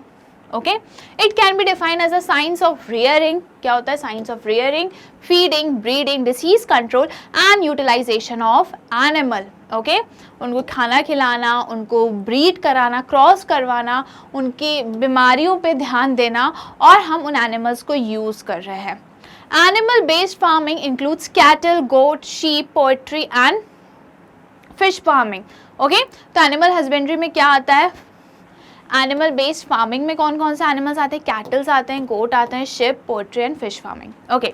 अब हम सबसे पहले बात करते हैं cattle farming की। In India, cattle husbandry is done for two purposes. अब इंडिया में जो कैटल को देख रखाव होता है, गाय भैंसों का, तो वो दो चीज़ों के लिए होता है, ठीक है। एक होता है मिल्क और दूसरा होता है dropped labour for agricultural work. अब आपने देखा होगा बैलगाड़ी, है ना, बैल को क्या करते हैं ये लोग, एग्रीकल्चर प्रैक्टिसेस के लिए, एग्रीकल्चर के काम के लिए यूज़ किया जाता है, ओके। और गायों को किस लिए यूज़ किया जाता है, ताकि वो मिल्क प्रोड्यूस कर सके, मिल्क प्रोडक्शन के लिए। Cattle in India belong to 2 different species. अब जो इंडिया में कैटल की क्या मिलती है हमें, स्पीशीज़ मिलती हैं, वो 2 टाइप की होती हैं, bos indicus cow and bos bubalis buffaloes, okay. एक तो गाय होती है और दूसरी कौन सी होती है, भैंस होती है। तो यहाँ पे जो है वो गाय है जो सेल्फी ले रही है, ओके। फिर on the basis of the work done by cattle they can be divided into 2 categories. अब कैटल्स जो काम करती है उसके बेसिस पे, उनके काम के बेसिस पे हमने कैटल्स को 2 में कैटेगराइज करा है, ओके। जो मिल्क प्रोड्यूस करती हैं और जो ड्राफ्ट एनिमल्स होते हैं। अब क्या होता है मिल्च एनिमल्स, मिल्च मतलब मिल्क से related, okay. These are milk producing females और डेयरी एनिमल्स। कौन से एनिमल्स हैं ये मिल्च एनिमल्स, वो एनिमल्स हैं जो मिल्क प्रोडक्शन करते हैं, okay. Draft animals, draft animals कौन से, जो एग्रीकल्चर फार्म के कामों में हेल्प करें। These are use to do labour work in farms, okay. तो हमने देखा है कि वो बैल जो होता है वो क्या चलाता है, हल चलाता है ना, हल के चलाने के लिए उसको यूज़ किया जाता है। तो ऐसे एनिमल्स जो एग्रीकल्चर प्रैक्टिसेस के लिए, एग्रीकल्चर के कामों के लिए यूज़ होते हैं, उनको हम क्या बोलते हैं, draft animals. Now, the breed of cattle are as follows. Okay अब कैटल्स की कौन कौन से ब्रीड्स हमें देखने को मिलते हैं, हमारे इंडिया में प्रेजेंट है, वो हम देख लेते हैं। तो सबसे पहले तो होता है इंडिजीनियस और लोकल ब्रीड। जो इंडियन ब्रीड्स है, ओके, उनको हम क्या बोलते हैं, इंडिजीनियस और लोकल ब्रीड, जो हमारे इंडिया में देखने को मिलते हैं। They are selected because of their high resistance to disease. Example red, Sindhi and Sahiwal. देसी हैं, कोई छू नहीं सकता, है ना। तो वही बात है कि जो लोकल ब्रीड्स हैं कैटल्स की, वो कैसी है, हाईली डिजीज रेजिस्टेंस होती है, मतलब उनको बीमारी छू नहीं सकती, ठीक है। तो कौन से एग्जाम्पल हो गए इसके, रेड, सिंधी एंड साहिवाल। अब वहीं जो एक्सोटिक एंड फॉरेन ब्रीड्स हैं, एक्सोटिक मतलब विदेशी, okay, they are selected because of their long lactation period, example Jersey and brown Swiss.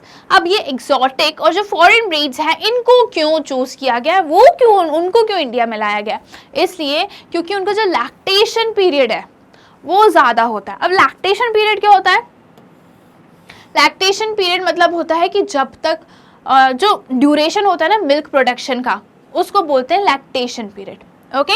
Lactation मतलब क्या होता है, मिल्क प्रोडक्शन। और वहीं अगर मिल्क प्रोडक्शन का ड्यूरेशन ज़्यादा है तो उसको हम क्या बोलेंगे, लॉन्ग लैक्टेशन पीरियड। एग्जाम्पल क्या है, Jersey and brown Swiss example ज़रूरी है। Now farm management for cattle. अब कैटल को जहाँ रखा गया है उसको हमें कैसे रखना है, मतलब जिस जगह पे रखा गया है तो वो एरिया कैसा होना चाहिए। Various measure for farm management are as follows. Proper cleaning and shelter facilities are. तो जहाँ पे भी कैटल को रखा गया है उसकी उस जगह का हमें साफ सुथरा रखना है, ओके, शेल्टर प्रोवाइड करना है। फिर सेकंड क्या है, regular brushing of animals should be done है, दांतों को साफ करना है क्या, to remove dirt and loose hair. नहीं, यहाँ पे दांतों को साफ नहीं करना है। कैसे पॉसिबल होगा कि आप एनिमल्स के दांतों को साफ करो, यहाँ पे ब्रश की बात हो रही है कॉम्ब की, ओके। एनिमल बॉडी को हमें कॉम्ब करना है ताकि जो भी उनके बाल झड़ रहे हैं वो हम रिमूव कर सके और जो भी डर्ट आके बैठ गया है वो रिमूव हो जाए, okay. The cattle should be shelter in well ventilated roof sheds in order to protect them from rain, heat and cold, okay. अब जैसे हमें घर की ज़रूरत है क्योंकि घर हमें बारिश, गर्मी, ठंड से बचाता है, वैसे ही कैटल जो है उनको भी तो ज़रूरत है प्रॉपर शेल्टर की, वेल वेंटिलेटेड शेल्टर की, जहाँ एकदम रोशनीदार, हवादार ऐसे शेल्टर की जगह की ज़रूरत है, ओके। तो शेल्टर कैसे होने चाहिए, ऐसे होने चाहिए कि जो कैटल्स को पानी मतलब बारिश, गर्मी और ठंड से बचा सकें, नहीं तो बेचारे बीमार हो जाएंगे जैसे हम होते हैं। The floor of the cattle shed should be sloping so as to keep it dry and facilitate cleaning, okay. तो जो कैटल का फ्लोर है वो कैसा होना चाहिए, स्लोप में होना चाहिए, ऐसे स्लोपिंग में होना चाहिए ताकि वो हमेशा ड्राई रहे, पानी तुरंत बह जाए नीचे और क्लीनिंग अच्छे से हो सके। Next, animal feed includes. अब ये जो कैटल हैं वो क्या खाते हैं, तो सबसे पहले बात करते हैं हम रफेज ये लोग खाते हैं। रफेज में ना न्यूट्रिएंट वैल्यू नहीं होती, पर क्यों ज़रूरी होता है, this is largely fibrous and contain low nutrient. Example green fodder, silage, hay and legumes. Okay, ये क्या होते हैं, फाइब्रस फूड होते हैं। रफेज जो होते हैं वो फाइब्रस फूड होते हैं और इनमें न्यूट्रिएंट्स नहीं होते। Now concentrates, these are low in fibers, इनके पास फाइबर्स नहीं होते बट इनके पास they contain relatively high level of protein and other nutrients, example cereals like gram and bajra। Okay, तो दो टाइप के होते हैं, जो एक जो होता है जिसमें फाइबर्स बहुत ज़्यादा होते हैं बट न्यूट्रिएंट वैल्यू कम होती है, उसको हम बोलते हैं रफेज। और एक होता है जिसमें फाइबर्स कम होते हैं बट न्यूट्रिएंट वैल्यू ज़्यादा होती है, जैसे कि प्रोटीन ज़्यादा मिलता है। और एग्जाम्पल क्या है, सीरियल्स, ग्राम्स एंड बाजरा। अब हम बात करते हैं कैटल्स में कौन कौन सी डिसीजेस, कौन कौन सी बीमारियां हमें देखने को मिलती है। एक तो होते हैं कुछ पैरासाइट से खा रहे हैं। पैरासाइट सबको पता है कि ऐसा ऑर्गेनिज्म होता है जो दूसरे लिविंग ऑर्गेनिज्म में उसके ऊपर या उसके अंदर रहता है। ओके, उसको हम क्या बोलते हैं, पैरासाइट। पैरासाइट उससे डायरेक्टली अपना न्यूट्रिशन ले लेता है। ओके, एक्सटर्नल पैरासाइट दो टाइप के होते हैं, एक्सटर्नल एंड इंटरनल। एक्सटर्नल से मतलब समझ में आ रहा होगा जो बाहर की साइड है, ठीक है, आउटर बॉडी में प्रेजेंट है, और इंटरनल जो बॉडी के अंदर है। They live on the skin and cause skin diseases. ये कहाँ रहते हैं, स्किन पे रहते हैं और स्किन डिसीजेस कॉज करते हैं, जैसे कि लाइस एंड माइट्स। ओके, जुएं बोलते हैं, जैसे लोगों के सर में जुएं होते हैं ना, वैसे ही कैटल में भी जुएं हो जाते हैं। इंटरनल पैरासाइट्स जो अंदर रह रहे हैं, they include worms that affect stomach and intestine and flukes that damage the liver. Okay, तो ये क्या इंक्लूड करते हैं, ये वर्म्स को इंक्लूड करते हैं जो स्टमक और इंटेस्टाइन में हमें देखने को मिलता है, और जो फ्लूक्स होते हैं वो किसको डैमेज कर देते हैं, कैटल्स के लिवर को। हम हमारी बात नहीं कर रहे हैं, हम एनिमल हस्बेंड्री की बात कर रहे हैं। ओके, नाउ अब ये की बात हो गई क्या, कैटल फार्मिंग की। अब हम बात करते हैं पोल्ट्री फार्मिंग की। पोल्ट्री फार्मिंग में हम बेसिकली डील करते हैं किससे, चिकन एंड एग से। ओके, तो क्या है, layers for eggs and broilers for meet. दो वैरायटी, दो स्पीशीज हमें चिकन की, हेन की देखने को मिलती है। एक होती है लेयर्स की वाली जो एग्स प्रोडक्शन के लिए यूज होता है, और एक होता है ब्रॉयलर जिससे मीट के लिए यूज होता है। Okay, for the improvement of poultry breeds, cross breeding is done successfully between Indian और indigenous, example Aseel, and foreign और सॉक्टिक, एक्सोटिक होगा वो, this is exotic. Okay, exotic like leghorn breed. Okay, तो क्या किया है यहाँ पे, क्या लिखा है कि पोएट्री ब्रीड्स में इंप्रूवमेंट लाने के लिए क्रॉस ब्रीडिंग हुई। इंडिजीनियस मतलब जो लोकल ब्रीड है उनमें, और जो बाहर की ब्रीड है, फॉरेन ब्रीड है, एक्सोटिक ब्रीड है, उनके बीच में। Okay, these cross breed program focus to develop desirable trait. अब क्या हुआ, क्रॉस ब्रीड कराया ताकि हमें डिजायरेबल ट्रेट मिल सके। अब क्या डिजायरेबल ट्रेट की इनको आवश्यकता पड़ गई, जो इन्होंने दो अलग ब्रीड्स को दो अलग को ब्रीड करवाया, ठीक है, मतलब लोकल को और फॉरेन को ब्रीड कराया। तो क्या था, quality and quantity of chicks, ठीक है। तो क्या बढ़ गया इसमें, जब इन्होंने क्रॉस कराया इंडिजीनियस को एक्सोटिक से, तो क्या मिला इनको, क्वालिटी और क्वांटिटी। क्वालिटी भी बढ़ी, क्वांटिटी भी बढ़ी, किसकी, चिक्स की। ओके, डॉव ब्रॉयलर पेरेंट व कमर्शियली चिक प्रोडक्शन। डॉव ब्रॉयलर जो हैं वो किस लिए यूज होते हैं, चिक प्रोडक्शन के लिए यूज होते हैं, और लेयर जो हैं वो किसके लिए यूज होते हैं, एग्स के लिए। Summer adaptation capacity tolerance to high temperature. Okay, इनमें हमें जो क्रॉस ब्रीड कराने के बाद जो फर्स्ट जनरेशन मिली, उनमें क्या देखने को मिला, हमें एक ये चीज़ देखने को मिली कि ये समर को अडेप्ट कर लेते हैं। ओके, इतनी गर्मी को ये टॉलरेट कर सकते हैं। लो मेंटेनेंस रिक्वायर्ड, क्या इनका जो इनको कैसे मेंटेन रखना है वो एकदम मिनिमम है। ओके, ज़्यादा हमें देखभाल की ज़रूरत नहीं रहती है। Reduction in the size of egg laying bird with the ability to utilize more fibrous and cheaper diets. The diet is formulated using agriculture by production. Okay, यहाँ पे क्या लिखा है, जो size of egg laying bird है, जो layer है, उसको हमने क्या कर दिया, उसका साइज क्या कर दिया, छोटा कर दिया, ठीक है, reduce in the size of egg laying bird with the ability to utilize more fibrous and cheaper diet.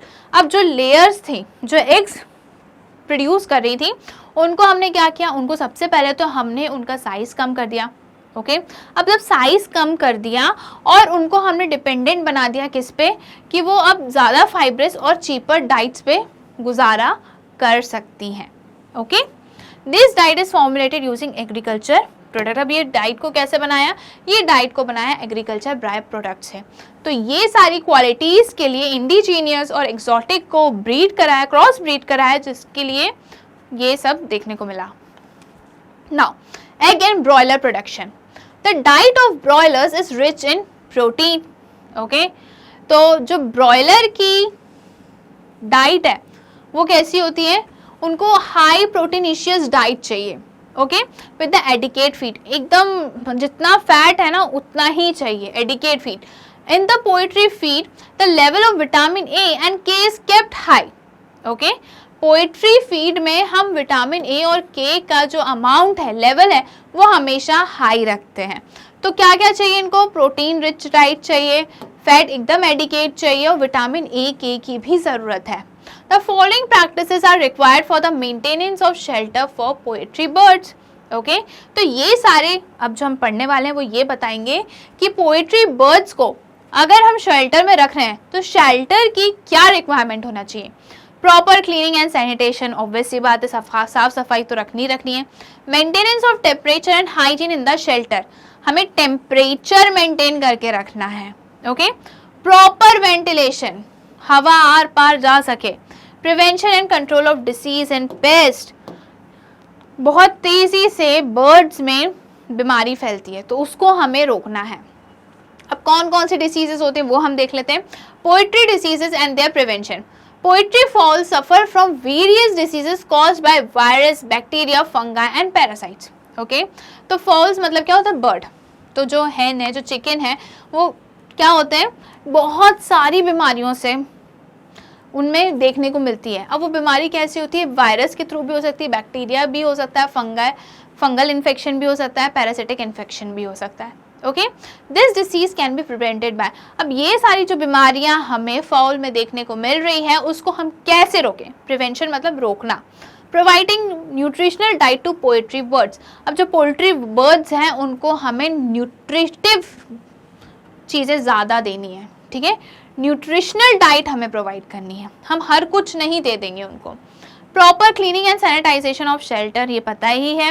Vaccination of poultry birds can prevent the occurrence of infectious diseases. Loss of poultry during an outbreak of diseases can also be reduce by proper vaccination. अब vaccination होना बहुत ज़रूरी है, जैसे हमको vaccines लगती हैं वैसे ये बर्ड्स को वैक्सीन लगना ज़रूरी है ताकि बीमारी ना हो, ओके। एक रीज़न तो ये हो गया। और वैक्सीन अगर नहीं लगेगी, बीमारी फैल जाएगी तो कितना लॉस हो जाएगा, मुर्गियां तो बेचारी मर जाएंगी, है ना। तो उस लॉस को रोकने के लिए भी वैक्सीनेशन जो है वो ज़रूरी है। Spraying of disinfected at regular intervals in the shelter, disinfectants हमें स्प्रे करते रहना चाहिए। अब हम बात करते हैं फिश प्रोडक्शन की। Fish is a cheap source of animal protein for human के लिए चीप सोर्स जो है प्रोटीन का वो क्या है, मछली जल की रानी है। Production of fish includes both fine true fish as well as shell fish like prawn and molluscs, okay. अब जो है ये फिश प्रोडक्शन में, फिश फार्मिंग में हम क्या कर रहे हैं, फिश का प्रोडक्शन कर रहे हैं। तो फिश प्रोडक्शन में दोनों चीज़ें आती, कौन कौन सी, फाइन ट्रू फिश जो एक्चुअल में सही में मछलियाँ हैं वो, और एक शेल फिश लाइक जो prawn and molluscs, okay. The two ways of obtaining fish are, fish को हम कैसे obtain कर सकते हैं। तो सबसे पहले आता है capture fishing, okay. Capture fishing का मतलब मछली पकड़ो, जाल फेंको और मछली पकड़ो, मछली फंस जाती है जाल में, है ना। तो it is a method of obtaining fish from natural resources. It is undertaken in both inland and marine water. क्या करते हैं ये जो कैप्चरिंग फिश, मछली पकड़ते हैं वो कहाँ से पकड़ते हैं, नेचुरल रिसोर्सेज से, ठीक है, जो ऑलरेडी नेचर में पहले से प्रेजेंट है, रिवर हो गया, सी हो गया, that is known as natural resources. अब ये जो है ये इनलैंड भी हो सकता है, मरीन वाटर्स भी हो सकता है। मरीन मतलब वही सी वाटर, और इनलैंड मतलब जो सी वाटर के अलावा जो सोर्सेज हैं उनमें, जैसे river, lakes, ponds. Okay. Culture fishery, it is a method of obtaining fish from fish farming और पिसीकल्चर। क्या मतलब हुआ इसका? इसका मतलब हुआ कि आप मछली को कहाँ से ला रहे हो? जो ऑलरेडी फिश फार्मिंग कर रहा है उससे आप 2-4 मछली ले आए, भाई मेरे को भी फिश फार्मिंग करनी है। ओके, तो ये होता है culture fishery. It is undertaken mostly inland and near seashore. ये ज़्यादातर कहाँ होता है? इनलैंड में होता है। इनलैंड कौन सा? जो रिवर, लेक्स, पॉन्ड्स ये होते हैं।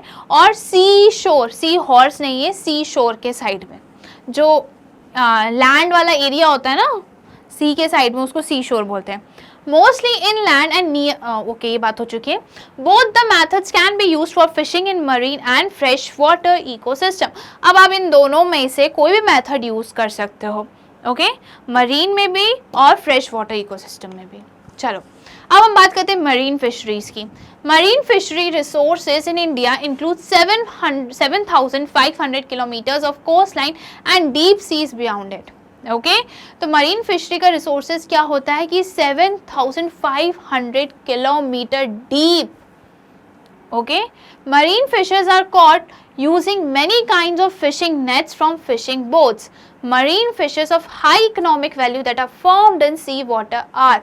ओके, तो इधर क्या लिखा है कि मरीन फिशेस को कहाँ से लेते हैं? ये लेते हैं 7,500 किलोमीटर कोस्ट लाइन से। कोस्ट लाइन से 7,005 किलोमीटर से ये लोग मछलियों को पकड़ के लाते हैं। और कहाँ? एकदम डीप सी से। अब इनके पास बहुत सारी मेथड्स होती हैं। सबसे ज़्यादा होती है क्या? नेट्स यूज़ करते हैं, जाल फेंकते हैं और मछली जाल में फंस जाती है ना, और वो मछली पकड़ लेते हैं। और कैसी मछलियाँ पकड़ते हैं ये? Of high economic value that are formed in sea water. ठीक है, हम अब देखते हैं कि जिसकी इकोनॉमिक वैल्यू बहुत ज़्यादा है वो कौन कौन सी मछलियाँ होती हैं।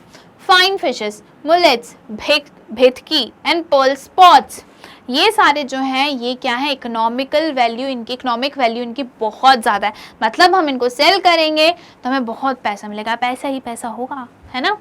Shell fishes, prawns, mussels, oysters as well as seaweeds. Oysters are also cultivated for the pearl they produce. Okay, pearl production के लिए मोतियाँ, जो सुंदर सुंदर मोतियाँ पर्ल्स होती हैं वो कौन प्रोड्यूस करता है? ओइस्टर्स प्रोड्यूस करते हैं। ओके, तो ये जो है ये क्या है? ये हाई इकोनॉमिक वैल्यू फिशेस हैं। नाउ अब इनलैंड फिशरीज की बात करें। हमने मरीन की तो बात कर ली, सी वाटर फिशेस की। अब इनलैंड कौन सी थे? It includes fishery in fresh water and brackish water. Fresh water resources include canal, ponds, reservoir and rivers. Brackish water resources are those where sea water and fresh water mix together, जैसे कि estuaries and lagoons. Okay, तो fresh water मतलब जिसमें सी water है ही नहीं, और brackish water का मतलब होता है जिसमें सी वाटर और फ्रेश वाटर दोनों ही मिक्स्ड हैं, जैसे कि estuaries and lagoons. Most fish production from these resources is done through aquaculture. Okay, तो फिश प्रोडक्शन कैसे होता है? एक्वाकल्चर के थ्रू होता है। एक्वाकल्चर का मतलब होता है कि हम मछलियों को प्रोड्यूस कर रहे हैं, मतलब उनको ऐसा कोई भी एक्वेटिक ऑर्गेनिज्म को हम कल्चर कर रहे हैं। ठीक है, प्रोडक्शन करवा रहे हैं।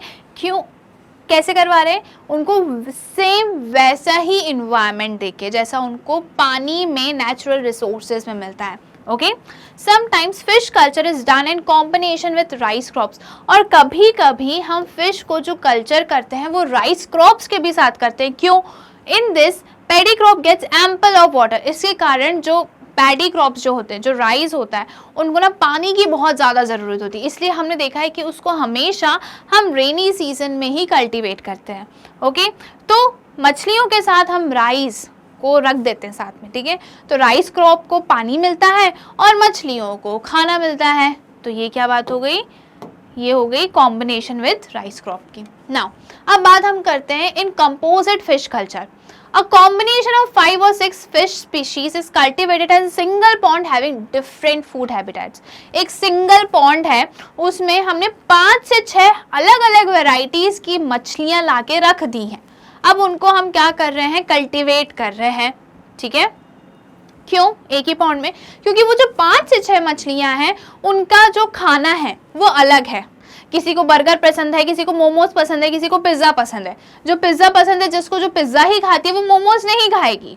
ओके तो उनके जो फूड हैबिट्स हैं वो अलग अलग है। मैं सिर्फ आपको एग्जांपल देने के लिए समझा रही हूँ, ये मत लिख कर आ जाना कि एक को पिज्ज़ा एक को मोमोज पसंद है। ओके तो अब इसके कारण क्या होगा कि जिसको पिज्ज़ा पसंद है वो मोमोज नहीं खाएगी, जिसको मोमोज पसंद है वो बर्गर नहीं खाएगी, है ना। तो कोई कंपटीशन ही नहीं होगा फूड को लेके। दोनों, तीनों, चारों, पांचों, 6 जितनी भी हैं वो सब आराम से पीसफुली रहेगी। भैया वो तेरा खाना है, तू खा, मैं तो उसमें हाथ भी नहीं लगाऊंगा। Due to this they do not compete for food with each other. और इसी के चलते वो एक दूसरे से लड़ाई नहीं करती हैं, लड़ भिड़ के मर नहीं जाती कि अरे भैया मेरा खाना है वो मैं खाऊंगी। Thus it helps in more intensive fish farming। और इसके चलते जो है इंटेंसिव फिश फार्मिंग हो जाती है, मतलब कम टाइम में ज़्यादा से ज़्यादा प्रोडक्शन हम मछलियों का कल्चर कर सकते हैं ना। अब लास्ट आता है 4th नंबर पे बी कीपिंग। अब बी हनी बीज वगैरह ये क्यों ज़रूरी है। अब आपको पता ही है कि हनी, शहद, जो हर चीज़ में हमें ज़रूरत होता है वो हमें कौन देता है, बीज ही तो देती हैं। Honey is being widely used for various purposes. पतला होना है, मोटा होना है, सबके लिए हनी यूज़ होता है। Thus its production has become an agriculture enterprises these days। और इसके कारण इसका जो प्रोडक्शन हो गया, प्रोडक्शन है वो क्या बन चुका है, एग्रीकल्चर बेस्ड बन हो चुका है। It is scientifically known as apiculture. जो मक्खियों को कल्चर करते हैं, जैसे मछलियों को कल्चर कर रहे थे, वैसी जो मक्खियाँ मतलब मधुमक्खी जो एक्चुअल में हनी प्रोड्यूस करती है, उनको जो कल्चर करते हैं, उनकी जो फार्मिंग करते हैं, उस प्रोसेस को हम बोलते हैं एपीकल्चर। मछलियों का क्या था, pisciculture. It is the method of rearing, care and management of honey bees for obtaining bee product like honey bee wax use in medicinal preparation etcetera. Okay तो एपीकल्चर क्या है, रियरिंग है, केयर है, management है किसका, हनी बीज का, ताकि उनसे हमें क्या मिल सके, प्रोडक्ट्स मिल सके। कौन से प्रोडक्ट्स, हनी और बी वैक्स। बी वैक्स जो है वो काफ़ी सारी मेडिसिन बनाने के काम आता है। और फॉर कमर्शियल हनी प्रोडक्शन एपरीज और बीज फार्म्स आर इस्टेब्लिश्ड। ठीक है, कमर्शियली हमें जो हनी प्रोड्यूस करना है उसके लिए एपरीज और बी फार्म जो हैं वो इस्टेब्लिश किए गए हैं, वो फॉर्म हुए हैं, उनको बनाया गया है। ओके तो यहाँ पे जो है हमारा कौन सा चैप्टर है आपका, आई थिंक 15 है, इम्प्रूवमेंट इन फूड रिसोर्सेज होता है कंप्लीट। हमने पूरा चैप्टर अच्छे से देख लिया है। और अगर आपको फिर भी कोई डाउट होगा, वैसे तो नहीं होना चाहिए पर फिर भी अगर हो जाता है तो आप मुझसे कमेंट करके पूछ सकते हो। ऐसी और वीडियोस देखने के लिए आज ही आपको स्टेप अप एकेडमी को सब्सक्राइब करना है, जहाँ पे आपको मिलते हैं केजी से लेकर 12th तक के सारे सब्जेक्ट के सारे वीडियोस फ्री। साथ ही साथ कॉम्पिटिटिव एग्जाम जैसे कि नीट, जेईई, CUET की भी प्रिपरेशन होती है। Thank you.